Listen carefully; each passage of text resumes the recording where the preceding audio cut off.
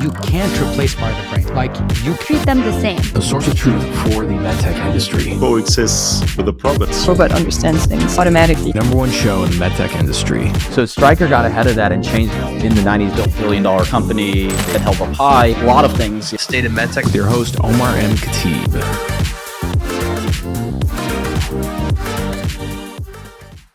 Hey everybody, welcome back to the show. Excited for another President's Club episode. We took a little bit of a break and in our search of finding great President's Club candidates, this one is one I'm particularly excited about, mainly because it's capital equipment. I always love capital just because it's so sophisticated, so complicated in terms of deals. And so finding a great President's Club candidate for this is not easy. And so our guest today is RJ Schick, who is who does robotics sales over at Procept BioRobotics. I know many of you know about Procept. Let me give you a little bit of background on Procept and their results in the past year before I tell you a little bit about RJ's. Procept BioRobotics is a surgical robotics company that is publicly traded. They're focused on advancing patient care by developing transformative solutions in urology.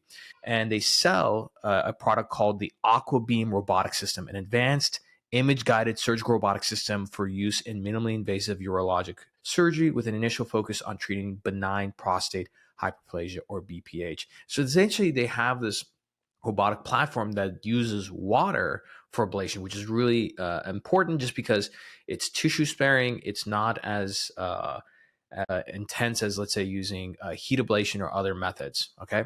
And in terms of their growth, they've been just on a tear lately. So these are their fourth quarter and full year 2023 results. So total revenue, they did about $43.6 million in the fourth quarter of 2023, which is an increase of 83% compared to the year prior. US system and rental revenue of $16.6 million for the fourth quarter, 59% increase compared to the year prior.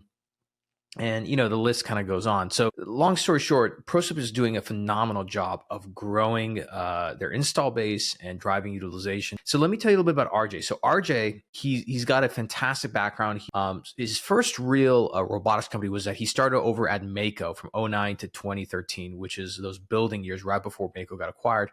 From there, he was over at BrainLab as a director of sales, Smith & Nephew. And then finally, for the last 2 years, he's been at Procept. So at Procept, his accolades are 2023 Robotics Sales Rep of the Year, which is their President's Club. In 2023, he finished 476% to plan.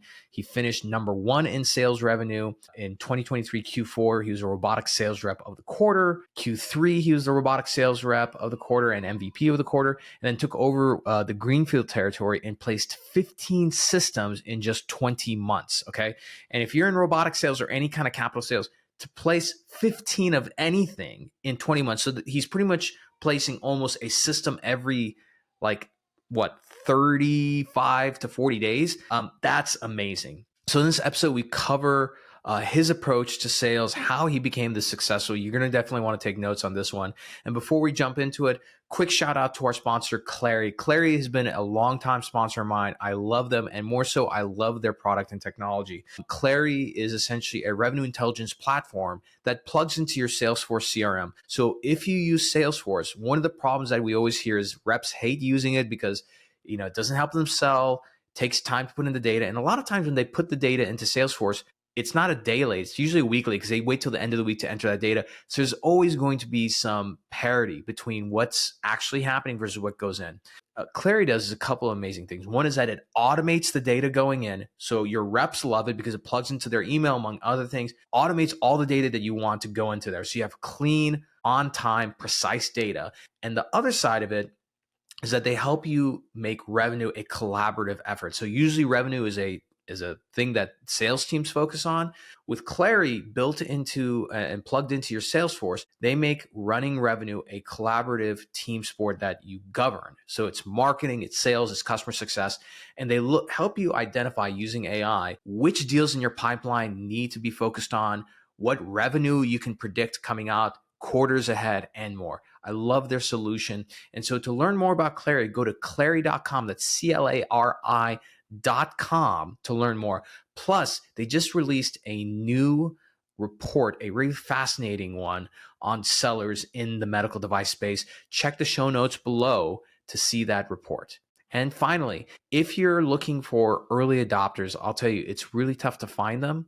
Sometimes you need a database. The problem with databases is that they're really clunky. They're tough to use. It's not something that you can adopt and give to a seller, right? The other side is that they cost a lot of money, but at the end of the day, you need these databases because you need to see the procedure volume, prescriptive behaviors, et cetera, so that you know who to target.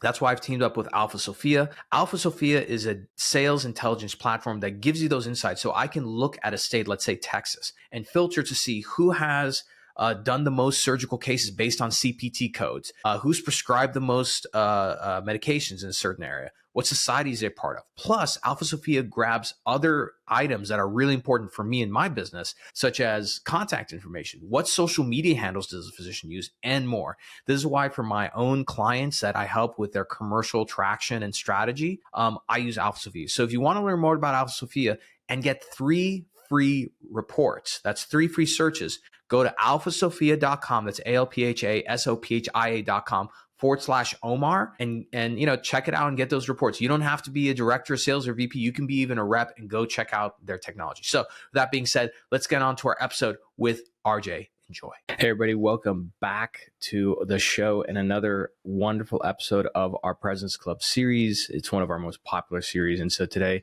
I'm excited to have somebody who's not only a, Presence Club winner and specifically recommended by his chief commercial officer, but somebody who also is a capital rep. And as you guys know, my background is very heavy in capital, not just that, but in robotics. And so today we have RJ Schick joining us, who's a robotics sales rep over at Procept BioRobotics. So RJ, thank you so much for joining the show. Yeah, thank you so much for having me. It's a pleasure to be here. Absolutely. Before we kind of talk shop, and especially, winning any awards in capital is really tough. I always tell people that capital is not for the faint of heart. It's it's really tough. People want to get into it because they're like, man, it's very prestigious. And obviously there's good money involved and everything, but it is a hard job, real hard. But maybe before we jump into it, give us a little intro for those who don't know what is/who is Procept BioRobotics. Yeah, Procept BioRobotics, we were founded, I think, back in 2007. And for 10 years, we were basically a research and development company developing pretty much an autonomous robot that can use the pressure of water to resect prostate tissue for the condition of BPH. And so I came into the company about 2 years ago, roughly almost. So we have a computer-assisted, robot-assisted, autonomous robot that allows the surgeon to precisely remove prostate tissue based on the patient's, anatomy, based on their desired outcome, based on the size and shape of their prostate, because all of that is individualized per patient. And so it's really a customized resection that gives almost permanent symptom relief, but also preserve sexual function. And there's no technology. If you look at the TURP, which has been the gold standard for 100 years in the industry, and that's still the gold standard today, that technology is really good at providing symptom relief. But when the surgeon looks the patient in the eye and says, or the patient asks, can you preserve my sexual function? The surgeon's answer is going to be, well, 80% of the time, no. So there's a huge trade-off that a man needs to make between being able to go to the bathroom normally and preserving sexual function. And so there's been this huge unmet clinical need in the marketplace, and Procept and Aquablation have filled that void. Got it. That's good to know. And, the prostate and BPH market has really grown quite a lot. Probably the one of the bigger examples of it is, Axonics just got acquired by Boston Scientific. Axonics is a neuromodulation company, but they specifically focus on the sort of urinary and bowel dysfunction. And so BPH has really grown quite a lot, not just in terms of the treatment, but also, the diagnosis of it and everything. So have you, you've been with the company for a few years now. Do you feel like the BPH market is starting to grow and you're starting to see more consumer interest? Oh, massively. I mean, I think our numbers are like 47.7% growth. If you compare that to high intensity focused ultrasound at 10%, or, water vapor, ablation at around 13%, we're growing significantly. And, just in the United States alone, there's 40 million men that have BPH.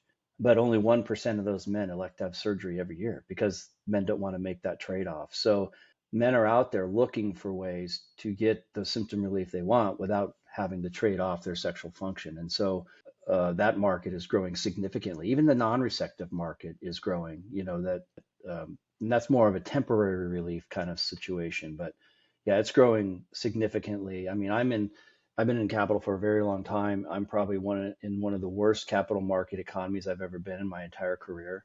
And hospitals are still finding a way to buy this technology because it's so impactful for the patients. Yeah, and if we look at it, the CAGR for the BPH market is somewhere between like 7 and 8%, which is really good. And so supposedly, depending on the reports you look at, it's one of the fastest growing segments in medical devices, which is exciting. So, which is great for a capital salesperson.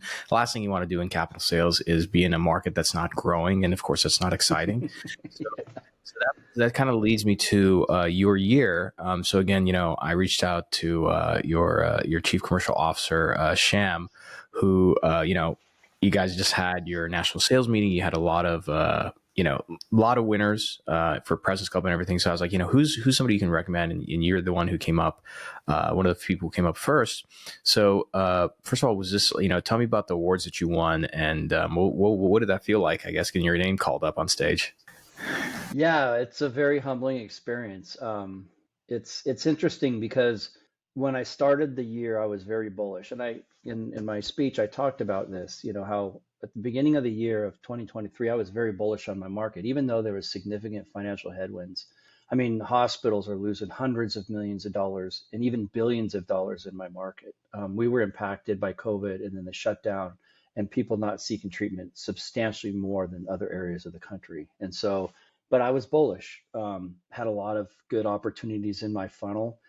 And then it turned out to be at the end of Q1, I closed 2 deals. And then in April and May, I looked at what was happening and how my deals were going, and I fell into a dark hole. I'm like, oh my gosh, this year's not going to be what I think it's going to be. I got to figure this out. 2023. Yeah. Got it. Yeah. So, I mean, and so I really had to really focus and change what I was doing to impact that year. And I would say that 6 out of the 11 programs that I created last year happened in the last half of the year and were discovered the last half of the year. Wow.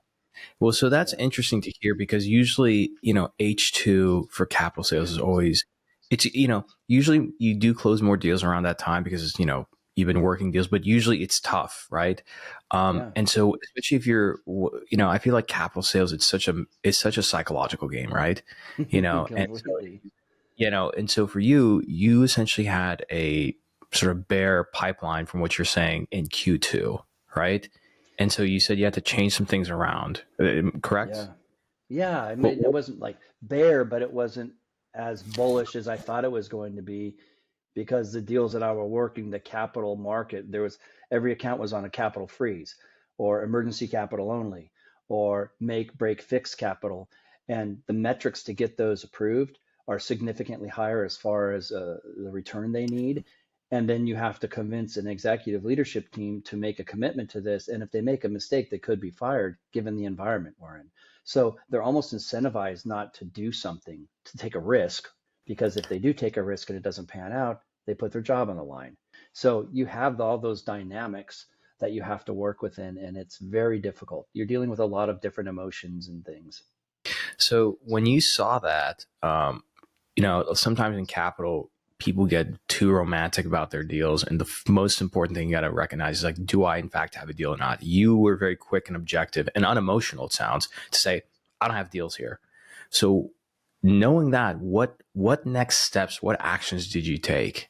I said this in my speech. I bought a pair of scrubs, which I don't never wear. I'm always in a sport coat and a tie. I put on some scrubs. I drove to remote areas of my territory. I handed out clinical literature, invited people, and really drove people to our peer-to-peer events and our hands-on labs. And I just focused in those areas that were smaller markets that were more hungry than the bigger markets. And that kind of resonated. When I started here, I had to do the same thing in 2022. I had in my territory, there was no robots installed whatsoever in my entire region. So I had to start from ground zero. And the first program I put in was in Helena, Montana. The second one I put in was in Idaho Falls, Idaho. And then the third one I put in was in Spokane. That was back in 2022. So those markets weren't as impacted, didn't have as much financial constraints. but the hospitals were smaller. They were hungry for business.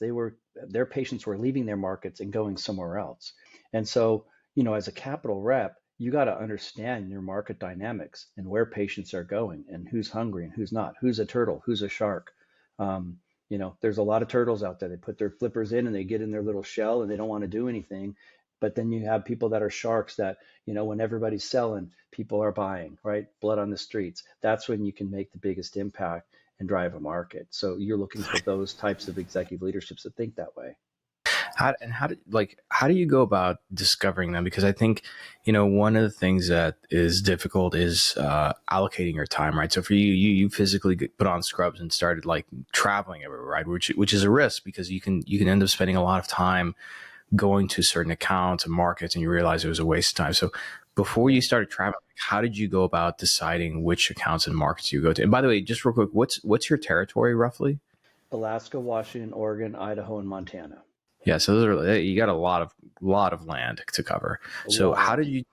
Yeah, so what was the preparation and planning phase? Like, what did that look like? What was your framework and thought process before you decide to because the other thing is you have to justify to leadership, like, hey, this is where I'm spending my time, right? So what did that process look like? I really divided my market into, so you have the Seattle and the Portland market, right? Those are the big markets everybody wants to go after, okay? Well, those are the markets too that are struggling the most financially. So I really divided out my markets like Eastern Washington, Central Washington, and really kind of focused on the data that was out there, like how many procedures were they doing, where were they losing their procedures to, and really analyzed each individual market. So when I went in there and I went to talk to a single surgeon, it's like, well, the hospital's never going to buy anything for me. They haven't bought me a laser in 4 years. I'm like, yeah, but a laser doesn't make a lot of money for the hospital. Our program can drive patients, and it's a very rewarding program. It drives efficiency in the hospital. It helps you to be more efficient. Patients get a better outcome. If we can tell that story and you're there to support me in that, we can get this done if you guys are hungry and looking for business. And most of the time, those smaller hospitals are very hungry and looking for business. I did the same thing.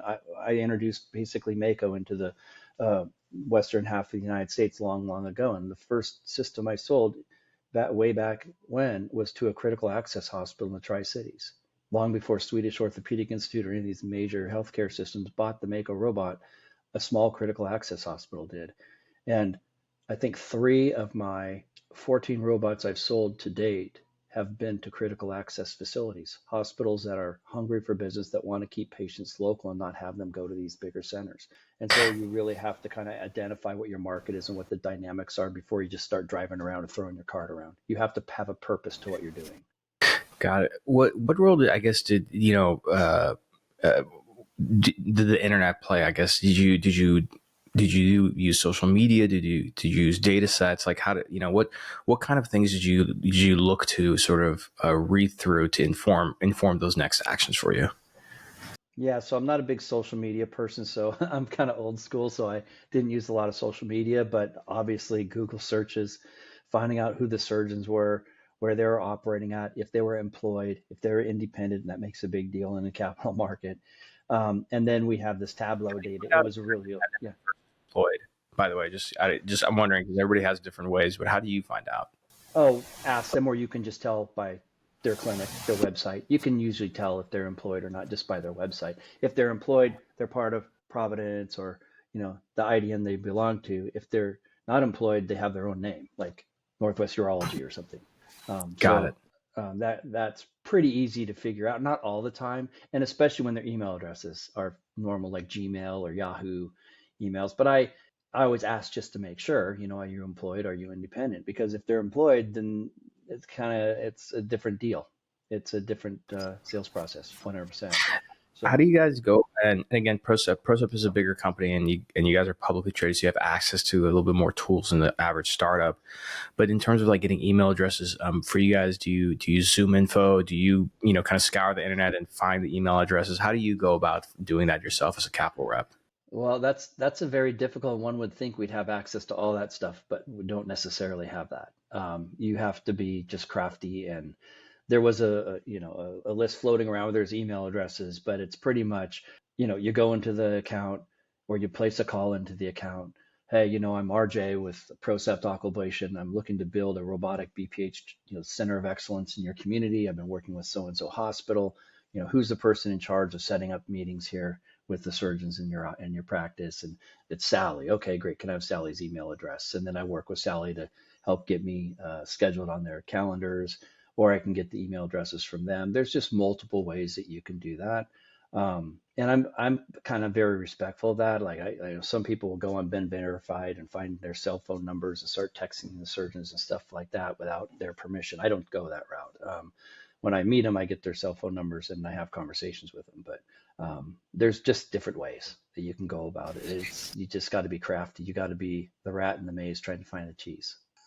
Yeah, no, I completely agree with you. And I think at the end of the day, like, to be a great capital rep, that's what it takes. I mean, there's only so much I think data and technology can do, but in general, like, you have to be very good about, how you go about finding this information. From my company, we, one of the things that we do is, medtech companies will engage us when it comes to commercialization, right? And so we go through the same process. We use a lot of social media and internet and digital, but exact same way that we use automation. But like, for example, one robotic company we're doing work for, we're literally going and looking at the physician's website. We're looking at their social media, trying to pull as much information as possible. And you just have to be very, like, as you said, like, crafty. And I think the benefit about that is if it's on a list, your competitor can buy that list, right? But if it's not, it's really hard to find. Like, you have an edge. It just, at the end of the day, it's like, if you're in a maze, right? Who wants to get to the cheese the most, right? And most of the time, I think people would be surprised how lazy their competitors are. 100%. I mean, it's grit, determination, and creativity, and I pride myself in all three of those things. And that's my job, and it makes it fun. Like, if it was easy and you could just get I like challenges. That's why I do what I do. I mean, if I didn't like challenges, then I shouldn't be doing this job. I don't like when things are easy, because then I get bored. So I like a challenge, and I like overcoming a challenge, and I like winning by overcoming a challenge. And that's what motivates me. And my entire life's been like that. So it's like, if you're just here wanting people to hand you stuff, Ain't no money in easy things, right? No, everything's earned. And I'm a father of 4 daughters, and I always tell them, be your own maker. No one's ever going to do something for you. Don't rely on someone else to ever give you something, or if they don't follow up, don't just sit back and wait for them. You be your own maker. You determine your own destiny. You push. Don't ever rely on anybody. Well, it's a great. I'm a new father. I have a 20-month-old son, but I think developing and teaching your children how to be self-reliant and very industrious is important. So, talking about the creativity side, I don't know if you have one specifically, but the audience loves hearing, like, stories and very, like, specific tactics. What was the most creative way that you were able to get in touch with a physician, whether or not they closed for a deal? I just want to hear of a really creative way that you found to kind of get in touch with a physician. Anything come to mind? No, there's just so many of them, and I don't think they're ultra creative. Going into their office and finding out who their people are, controlling their schedule, and continually following up on that. We start there. That's a very unique. It's a very underappreciated part of medical device sales. So even me, while I'm very pro leveraging social media and the internet and everything, I feel like these things augment in-person selling. It doesn't completely replace it, right? So sometimes, in-person selling is way more effective, if you can do it. And so you walk into an office, what do you normally like to wear? What do you usually like to tell the front office staff? Because, sometimes just the right framing will make sure that you get a meeting with a physician, and the wrong framing gets you kicked out. So how do you usually like to go through an in-person visit of an office? Cold, let's say cold. Okay. Cold. I usually have my, shirt on and a pair of slacks, but once in a while I'll wear scrubs. It just depends on what I'm doing. But I'll go in and I'll introduce myself. I'll tell them that, I'm a storyteller. So, hey, we just built a robotics program in, Wichita, and the program's going really good. And now we're looking to build our next one in the surrounding area. Who are the surgeons in your practice that treat BPH? And most of the time on the website, you can find that information. So pretty much know that answer, but I want to hear it from them. And so they give me that. And then I will say, I'd like to set up some type of meeting with them. Who controls their calendar? Like from a global perspective, who can help get, combine these surgeons together in a meeting where I can come and talk to them about my technology, and it's robotic technology that gives them long-lasting symptom relief, permanent symptom relief like a TERP, but preserves sexual function. Then you're like, oh, wow. So, I get that person's name, phone number, I email them, or, try to stop by once in a while just to follow up. And eventually I get a meeting. I mean, it doesn't happen like that. It's sometimes it does. I mean, okay, well, here's a creative one now that I think about it. I went on a trip. This trip actually that I went on was a very defining trip for me in 2023. It made my year. And at that time, I had no idea that it was going to.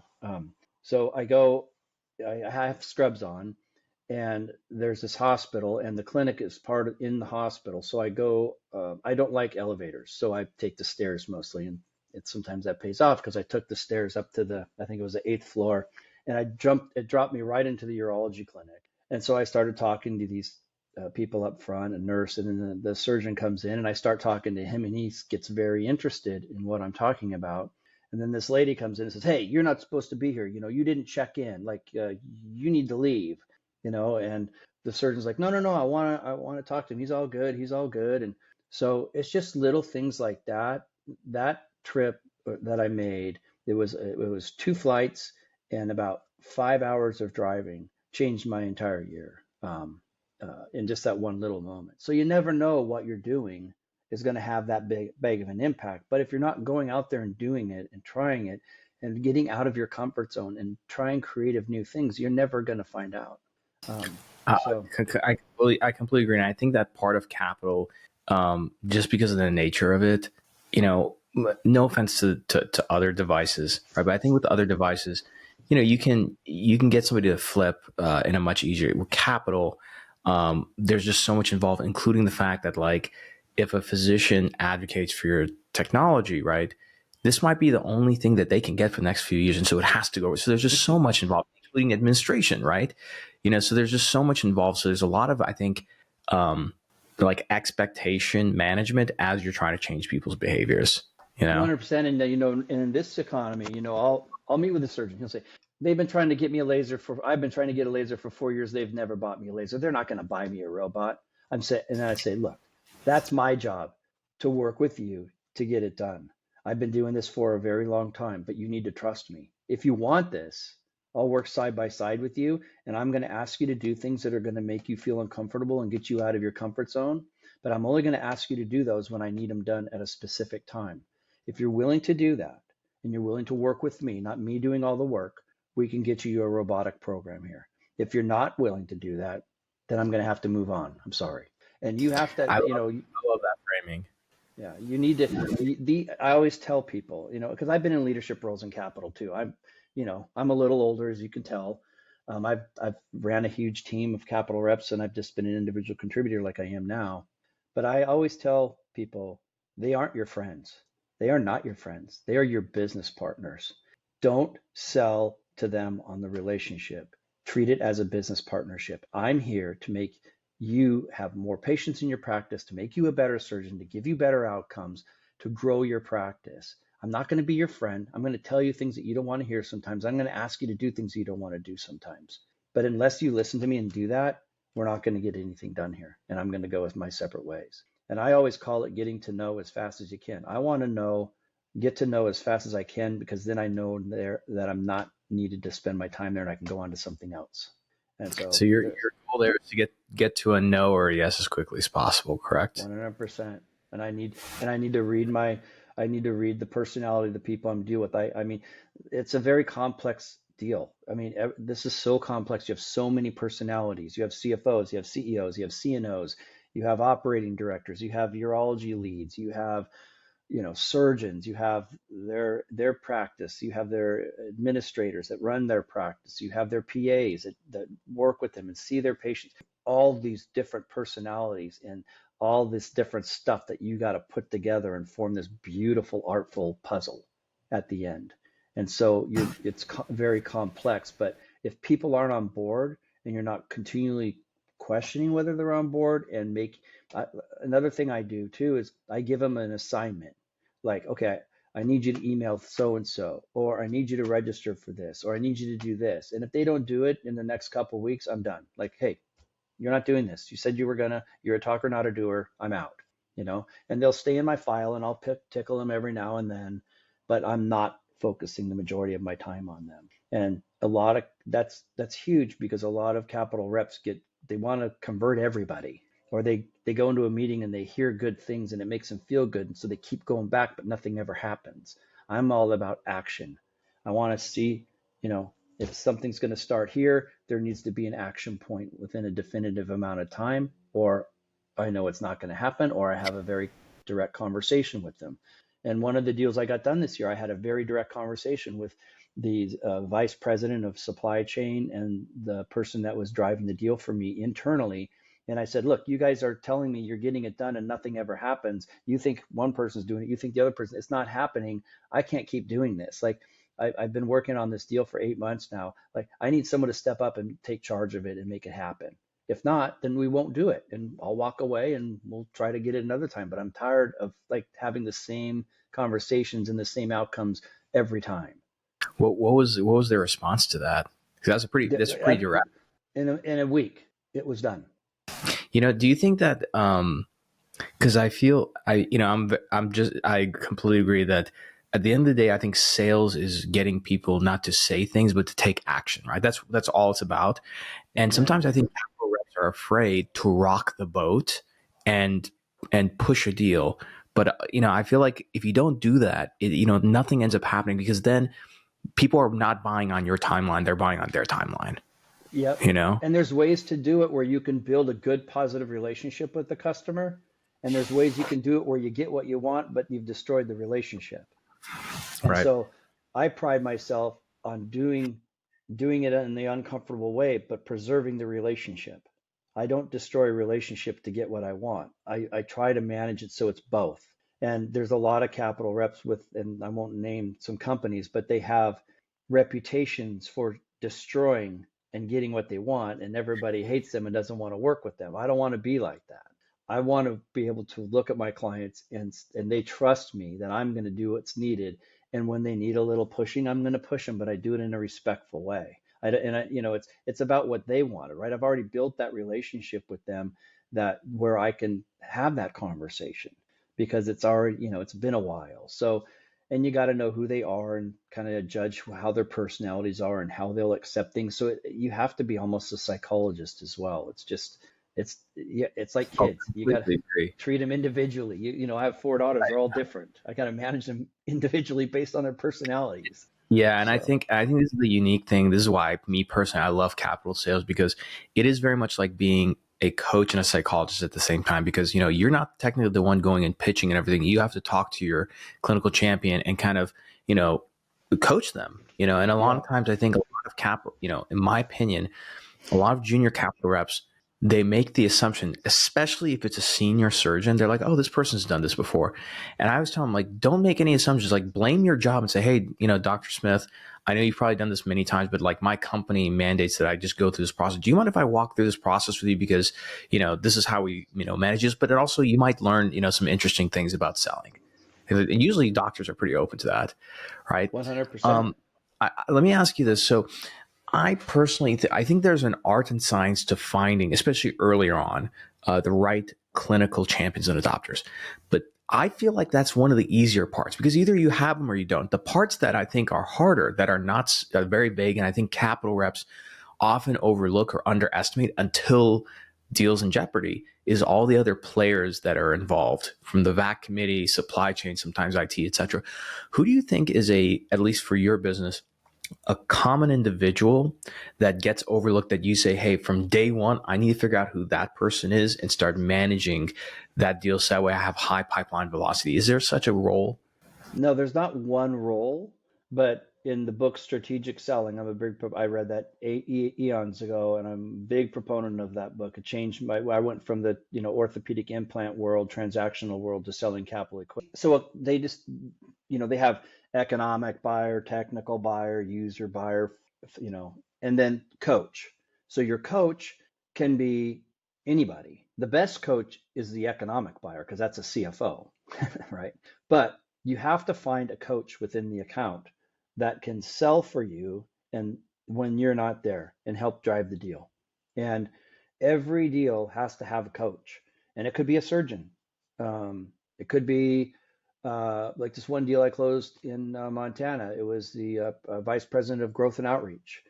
Sometimes it's the one of the deals I did earlier in the year was the executive director of physicians, where she handled the physician market side for the hospital. But that coach has to have influence and respect within the organization, and they need to be able to articulate the value of your technology and be you there pretty much when you're not there. And so every deal has a coach, and you need to find who your coach are. And you need a surgeon champion first, but I mean, that's obvious. And a real surgeon champion, not some surgeon champion that won't follow through and never sends the email and, just talks the talk. Can we talk about that? Because a lot of times people, mistake number one, reps think they have a deal and they don't. The second one is that they think they have a champion and they don't.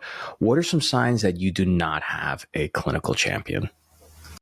Unwillingness to travel, to go to a lab or to see a case observation, to commit time. If you're always doing something for them and bringing it to them, they're not a champion. Okay, 9 times out of 10. All right. So action, like you talked about, the emails directly to executive leadership. Hey, most of the time, we help kind of craft the email, send it out, and they send it and copy me. We connected. If they're willing to do that, they're a champion. And then when it gets tough, when it gets ugly, or it looks like things are in jeopardy, I need to have them come in and really like, hey, I need this, and this is why. I don't want my surgeon champions selling financially for me in the hospital. They need to focus on the clinical aspects, the outcomes, what it's going to do for their practice, what it's going to do for their patients, those types of things, and articulate that and how important it is. They have to be a teammate with me. They give me their cell phone. We text back and forth, and I don't abuse it, but when we need something, I let them know, or they let me know. It's just that constant communication, that rhythm, right? If you have long gaps of communication and there's no rhythm to it, and they're not doing action-wise what you need them to do and what you've agreed to do, then you don't have a surgeon champion. You have a user, which is great, but a user doesn't drive a deal. Yeah, no, I completely agree. And I think that knowing that distinction is super important.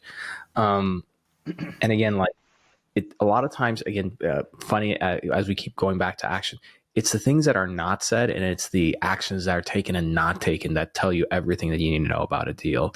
And I think that a lot of times, at least for me, when I was earlier in my career, we would sit in deal reps and I'd sit in the back of the room, and, I sit in a lot of these. And so I'm a third party. I have nothing, I have no dog in the fight. And a lot of times I'll see a rep bring up a deal like for the second or third time in a year. And I'm like, I think, do you feel like reps, get stuck in this idea of a clinical champion where, let's say they're dealing with a really, really heavyweight surgeon and they're like, oh, it's because that person's busy and everything. I don't think that's ever an excuse. Like if somebody's bought in, they're willing to give you, like, to say, hey, either I'll travel or I'll do something, but there has to be, it's a two-way street, right?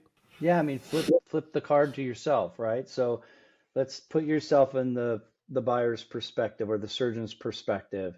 Or, if you're buying something, let's say it's a car or a boat or whatever, how engaged are you with that sales rep and wanting to get a deal done, right?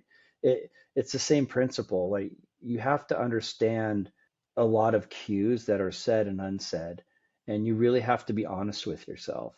And you can't like hope that they turn into a surgeon champion. And if some deals you don't have one, you don't have one. It is what it is. And those are deals that I call that are in the middle of the funnel that you touch every once and so often, and eventually they'll spit out. When you need to drive deals, when you need to drive your own timelines, you need to have surgeon champions, that are going to back you up. And if you look at the metrics, like we talk about 2023, and you look at the high performers in our company at Procept, I think a commonality amongst the ones that were the high performers this year is that they drove surgeons to peer-to-peer events or labs or case observations. That in and of itself shows commitment because they're taking time out of their day that they're going to be making money, and they're taking that time away from their practice to go learn about a technology because they're really interested in it. And so if you bring it to them, it's easy for them to show up. They're not a champion yet. You need to have them do an action that proves they're a champion. And that's what I mean by giving them assignments, giving them stuff to prove they are, right? And they don't know it, but that's what you're doing. Hey, is this guy real or is this gal real? If they're going to really do what I need them to do when the going gets tough and, the CEO's dragging their feet, because you're not going to get a deal done without that. Let me pivot to another, there's a couple ominous characters in every deal, and I think the one that's the most ominous, the one that can kill a deal and everything that not enough people talk about is the finance or CFO of the deal, right? Talk a little bit about that. What are your tips to reps when it comes to how do you sell and persuade the CFO? Right, because that's I feel like that's a tough one, because at least with CEO you can sell on vision, the technology, and everything. With CFO, this is the most probably one of the more objective people in the organization, because that's literally what they're paid to do, right? And the CFOs have only become more dogmatic and critical of different purchases, right? Yeah, I mean that's the economic buyer, that's the coup de grace, that's the person that you need on your side approving your deal, or it's not going to happen. If you don't have the CFO on your side and bought into what you're pitching and the metrics and everything that you've delivered them, the ROI, everything else, you don't have a deal. You're done. I mean, that's just plain and simple. So you got to make sure that, when I have a finance major, so I'm a numbers guy. I love spreadsheets and all that stuff. So I have that mind anyways, but I'm not saying they don't care about the clinical side of it, because everybody does, but they're very cut and dry on the financial side. I mean, I had a deal that pushed from last year that should have happened, and it was basically surrounding, they were in an emergency capital situation and they had to have a certain return to get emergency capital, and we were falling short of that, and it's just a very definitive line. So you have to make sure that your numbers are tight. When I'm doing a deal, I look for new incremental surgeons that aren't necessarily going to that hospital to bring into the fray. And I'll go out and I'll talk to them. Hey, we built a program over here. Would you come here and do cases? I'm always asking surgeons. And if you have that in your back pocket, they're not looking for cannibalized business. They don't want to cannibalize what they're doing. They want growth, especially in this market. So you have to bring them growth, just not cannibalizing what they're already doing. So you have to have that mindset. I got to show them that this is going to grow, and soft growth is okay. It's kind of that gray area. Well, half of men 50 to 60 have BPH. Does that mean that all of them are going to come to the hospital and get aquablation? I don't know, but that's a soft thing that we can look at, and the number of BPH diagnoses in the marketplace and how many patients are on drug therapy, and we can look at all the market dynamics of it. But in the end, you got to show that you can drive growth. And if you can't do that, you're not going to get a deal. When you say show drive growth, I mean, do you use previous accounts or accounts that are similar to the hospital? What do you specifically like to show to demonstrate that an investment in this piece of capital equipment is going to drive growth? Yeah, so in our case, 1% of men who have BPH choose surgery. The reason why is because they don't want to trade their ability to go to the bathroom with sexual function. And so when we really kind of look at the deal, we look at, okay, how many patients are on drug therapy? How many patients are in your market that have a diagnosis code of BPH but aren't getting treated or aren't electing to have surgery done? So those are the growth areas. And then on the incremental growth too, you can look at surgeons that may be working at a competitive hospital. And I got a deal done in my territory where I brought 2 surgeons over to a hospital that didn't have any urology program going. And it created a whole new market for them. So you have to use market data and also competitive surgeons to bring new volume. And sometimes hospitals will make a decision on a defensive move, meaning if the surgeon's going to leave and go somewhere else because that technology will be over there, they get the technology as a defensive move to keep the volume. But in this day and age, it's super hard. It's so complicated because the metrics that they use to analyze growth and all this stuff is so much more scrutinized because of the financial situation we're in. And no one wants to be that person that brings in a new technology and it doesn't do what they say it's going to do, because then they get fired. So it's a totally different market today. So the finance side of it drives it completely. For Procept, you guys are in a little bit of a different situation than, let's say, an early stage startup that has capital. But how important is it for you? And maybe this stage of Procept is not the best example because you guys are you're a growth stage company. But earlier on, like if you were to give advice to a rep who is in a new company and they're just opening up a market, the last thing you want to do, especially in robotics, or really any capital company, but specifically robotics, is sell to an account where they don't have the volume and then your utilization is low, because that can really hurt the market. How do you go about pressure testing and scrutinizing like deals like that? And have you in the past seen a deal that you're like, you wanted to sell to, but then you decided you're like, this is not like for my market and business, it would actually hurt me in the long run. Has that ever happened?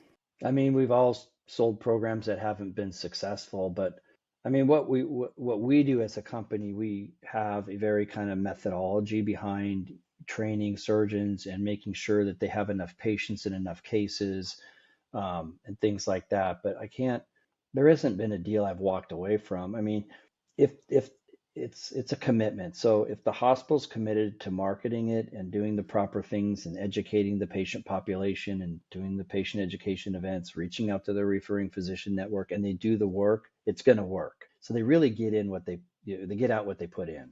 So if they're not getting the return on it, they're not putting the effort in, and they're just waiting for it to happen. And that's not going to happen. They have to put the effort in. Right. So, yeah. I mean, there hasn't been a deal I've walked away from because I didn't think they were going to be successful because let me put it in a different way. Is that, like, again, picture some of the capital reps who are listening to the show right now, and they're at, let's say, a Series A company. They're just starting to contract everything.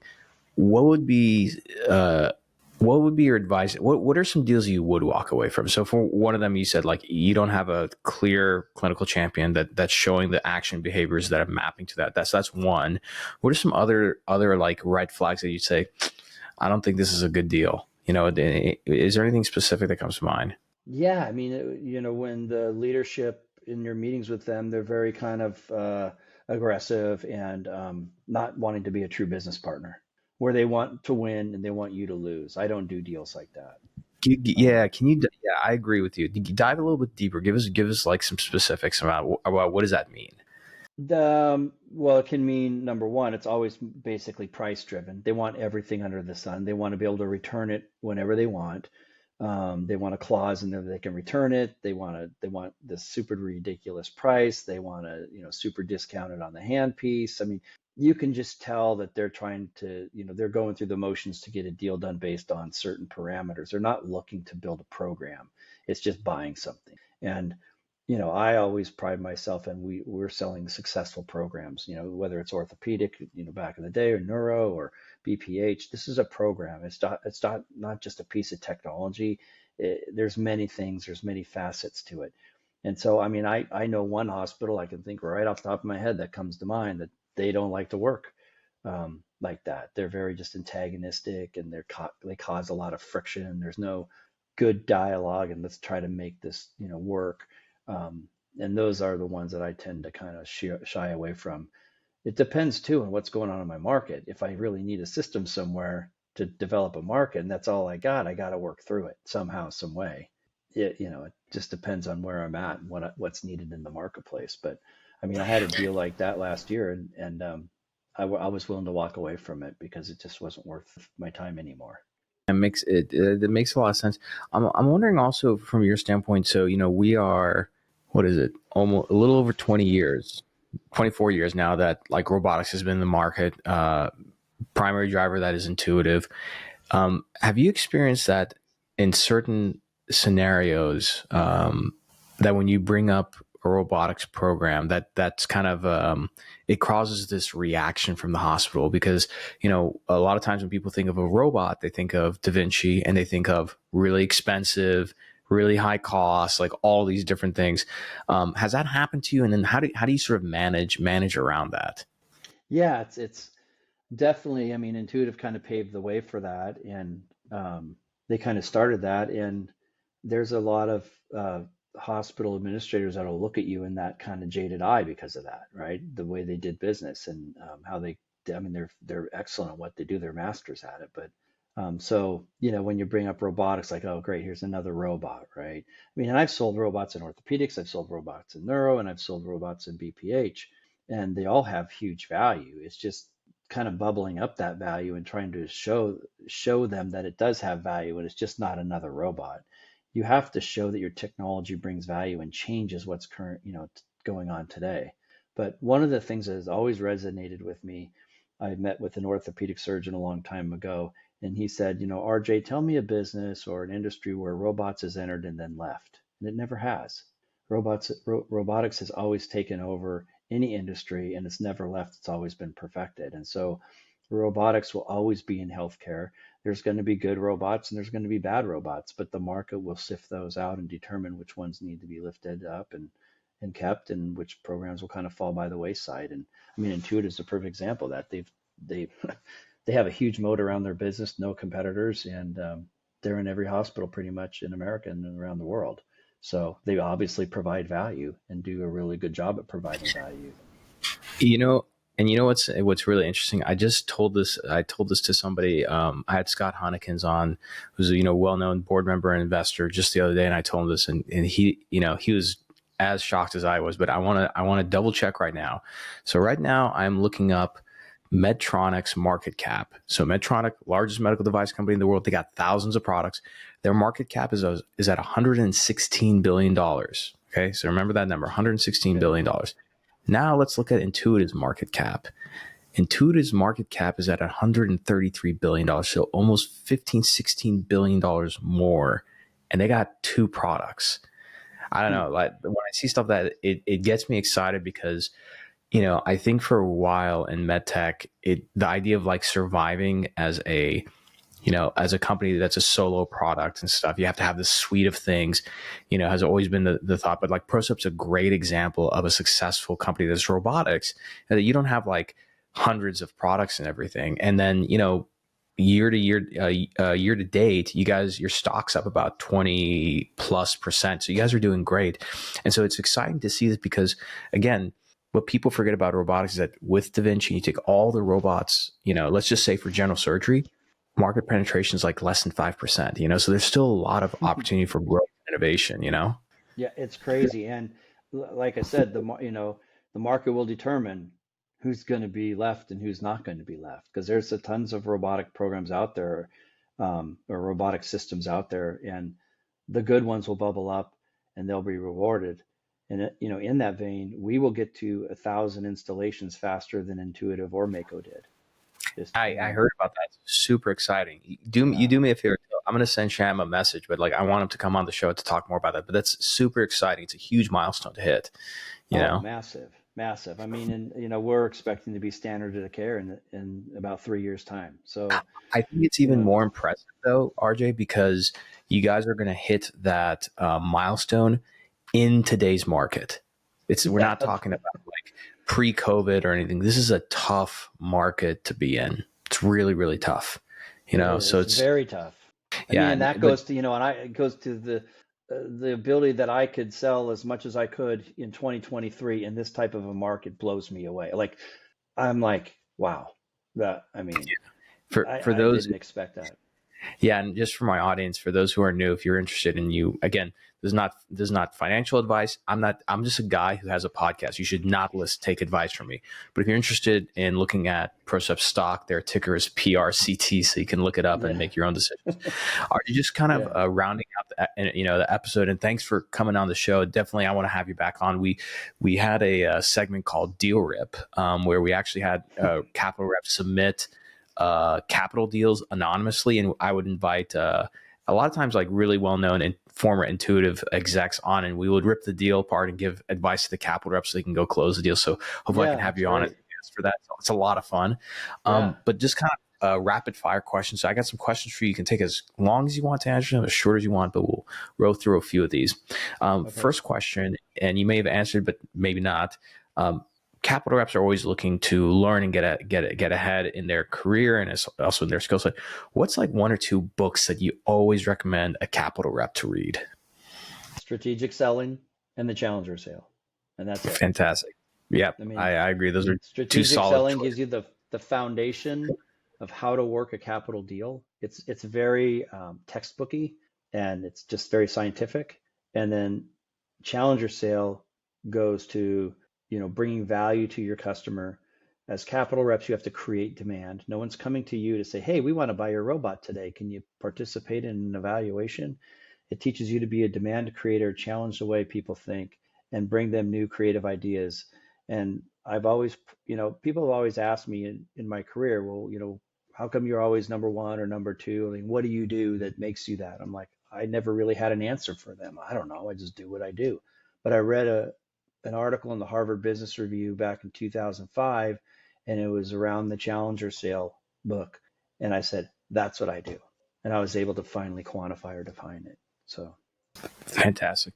Yeah, and I will recommend. Actually, it's close enough. See, I pride myself, and it's like a spidey sense. I know where these books are, but I will recommend Matt Dixon and Ted McKenna, who wrote the Challenger. So they came out with a new book a few years ago called the Jolt Effects. This was during I think, yeah, really good one. So definitely check that out. All right, my next question to you is that in your career, part of being a savvy business executive, there's always growth involved. And again, you're teaching that to your children as well. What was the most painful thing somebody told you that made you change for the better? Yeah. Yeah, that's a tough one. I always tell people you should just go with the first thing that comes to mind.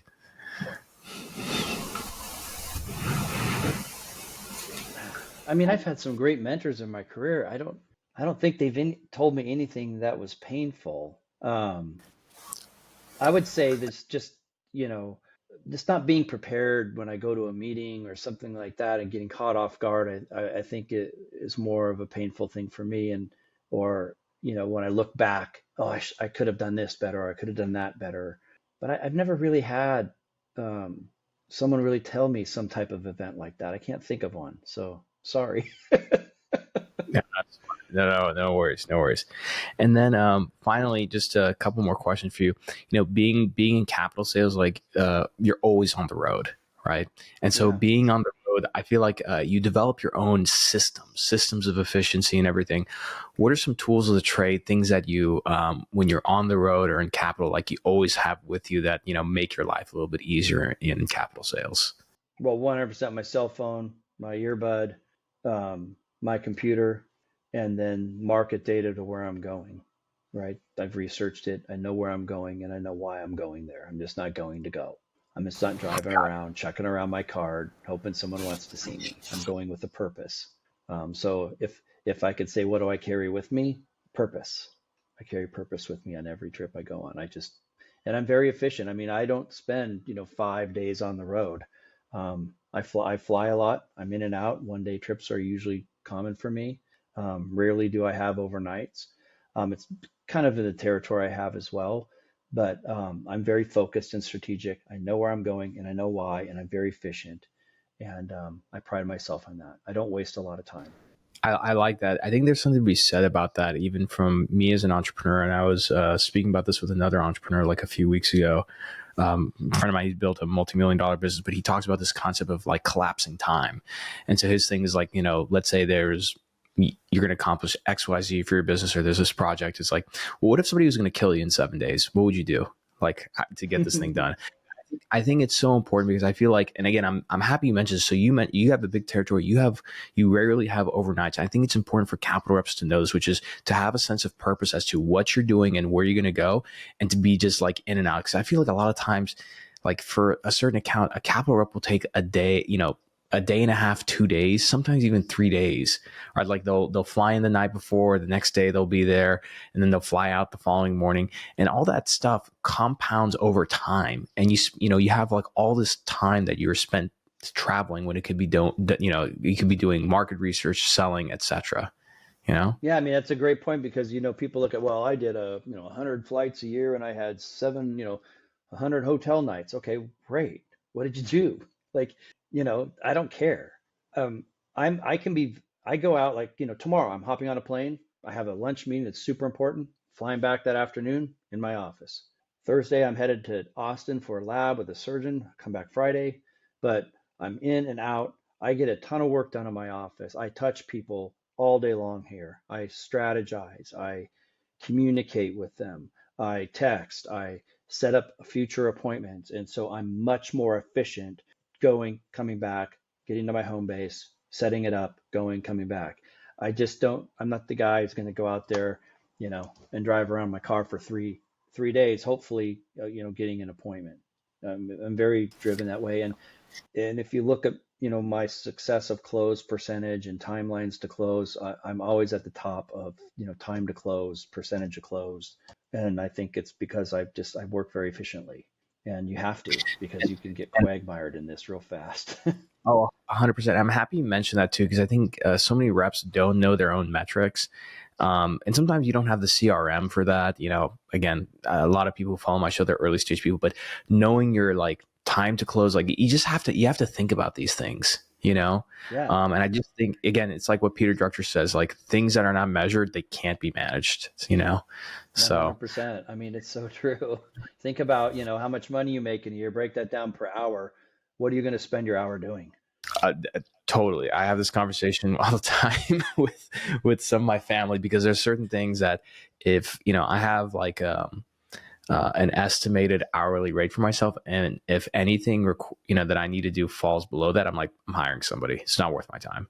Sometimes you get a lot hard. Like, it's not worth my time. So I'm, one of those things it's funny, like, again, for the founders who are listening or small business owners, a lot of times you want to save money. I don't recommend doing your own accounting or bookkeeping, because Nope. the time and energy you're going to take just to be even mediocre at it is such a huge waste of time. And people forget that, like, your brain and energy is like a battery. You only have a certain percentage of that every single day. I'm not wasting any of that on that stuff. No. And my battery's strongest in the morning, like in the earlier, around 2:33, my battery starts to drain pretty heavily because I'm consuming my brain power and all my stuff so much. So Yeah. it's, Poor daughter. I just, yeah. Yeah. Well, they're all at the house now, but I mean, I've always prided myself in being super efficient, and like everything I do has a purpose, and I don't waste time. I mean, I used to lead people too, and I had to let a guy go one time, and he told me, yeah, RJ, though, I drove 45,000 miles this year.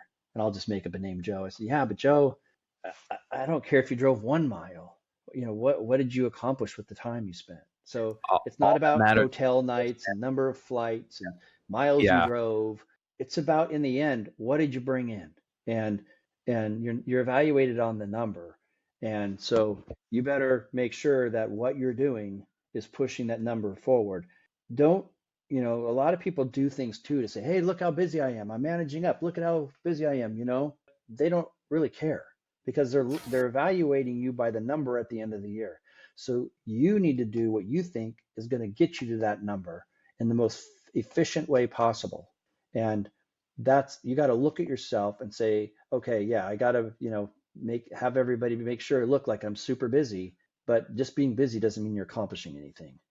100%. At the end of the day, people pay for a result, and I tell reps this all the time, which is, you can have like a result you're trying to go for. Below that, you have like objectives that'll help you get to that result.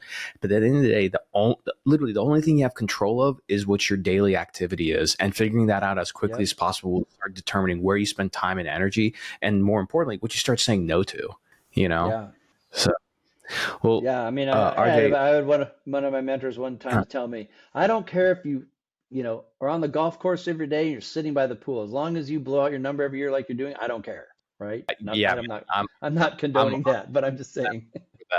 100% on board with that. Last question to you is that even though you're, being a capital rep, it is very much a, individual contributor. You're kind of like out on your own. You do have a team around you that do support. So feel free to kind of give a shout out, but talk a little bit about the team that helps you accomplish some of the goals today, or not today, this past year, whether it's like your family, friends, loved ones, and even like your extended team at Procept. Yeah. I mean, can I name individuals or?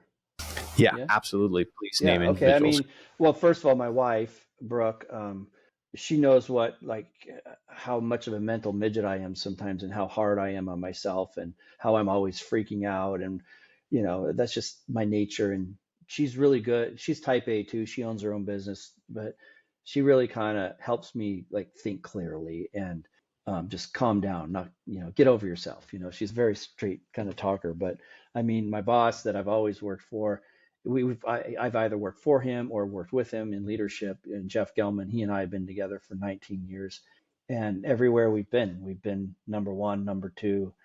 He finished number one last year as far as a region of the year. This year he finished number two behind a very successful gentleman who we all like and respect in the Southeast. And then, my contracting person, Layla Taylor, I mean, I couldn't have done all this without her 100%. I mean, the way that she processes the contracts with the customer, negotiates terms and conditions, which is a huge part of this, that can kill your deal or drag it out. She's been vitally important. And then the clinical side, Thomas Lobb, my ASR, I mean, you talk about real flights and hotel nights. I think it was 185 flights and 165 hotel nights launching all our accounts that I sold, and then training surgeons and, getting the handoff, pretty much the clinical handoff, handling those. And then Chris Hennessy on the reimbursement side really helps kind of give me the data that I need to build the pro forma to what the reimbursement is when I meet with the CFO.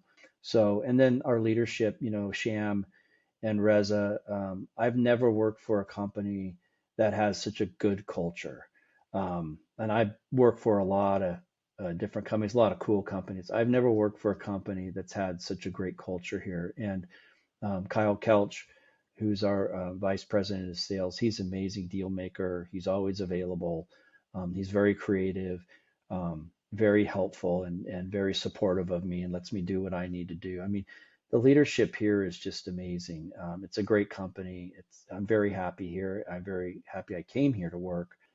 It's been rewarding for me both, financially, but also professionally. And so I would just say in closing, I'm just very thankful to work here. It's probably one of the best jobs in medical device. I've done a lot. That's awesome. So, I love hearing that too. I mean, I really love our industry, and part of the reason why is, I was in SaaS and tech for a little bit, and I came back just because I'm very proud of what we do for a living. My goal is to help, elevate, the way we sell and market in this industry, and at a higher level, bring enough interest in it, because I think we should, I think more money should be pouring into our industry and not into just, sort of random investments in tech and SaaS. No offense to them, by the way, but we literally save people's lives at the end of the day. 100%. I mean, this technology is amazing. I mean, I'm very blessed to be able to do what I do. I'm very passionate about it. I love it. I'm very blessed. I mean, when I got out of college, my goal was to go to law school when I was in college, and I changed my major to finance. But I feel very blessed to be able to do what I do, and to just work with the people I get to work with. And you're spot on. I mean, there's so much technology going into this TikTok or this thing in social media. Medical device technology changes people's lives. It impacts their lives. It saves their lives. And not a lot of people can say that they work in an industry that does that. Totally. Well, RJ, thank you so much for coming on the show. I really appreciate it. You bet. Before we end, where can people find you? I'm guessing no TikTok handle for you. No. Find me on LinkedIn. Got it. So if you're listening, be sure to connect with RJ. Another episode of the State of MedTech. If you know somebody who would be a great guest for the President's Club series, please shoot me a message or comment below, either on YouTube or Spotify. And as always, don't forget to subscribe. Every Friday we release a solo pod. Those solo pods are usually me covering a topic. Most of the time, it's actually very specific to sales reps. So if you want to get ahead in your sales career, make sure that you click the subscribe button. That way you get notified of those episodes. I'm your host, Omar M. Khateeb, and we'll see you all next time. Thank you for enjoying another epic episode of the State of MedTech. If you're feeling inspired and love this episode, do us a favor, hit that subscribe button and turn notifications on so you never miss an episode. And be sure to give us 5 stars and write a short review, because that helps more people discover this amazing community of ours. If you're a company who has a executive that you'd like to be on the show, or perhaps you want to sponsor one of the episodes, shoot us an email at hello@khateebandco.com. Take care, and we'll see you next time.